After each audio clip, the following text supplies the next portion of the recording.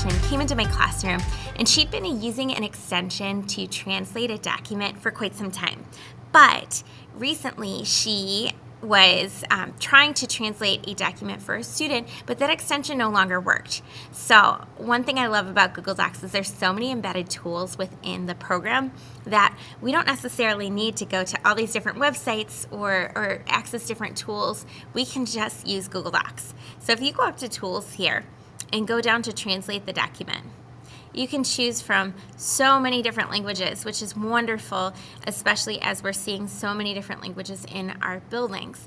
I chose Spanish because I was working with a teacher working on Spanish, and I've already translated that doc. It took, less than 15 seconds to be able to translate that doc.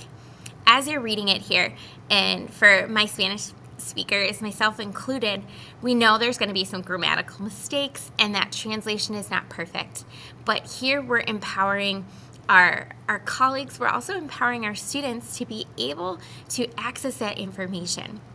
So if we have students who are newcomers who are still very much emerging in their language acquisition, now we can at least give them those supports and those resources that will help them to be successful in our classrooms. Also, this is huge for working with parents in the parent population. By showing them that we are trying to give them access to the education in their native language, we are building those bonds and supports that can be very helpful to our students. So definitely check out this feature.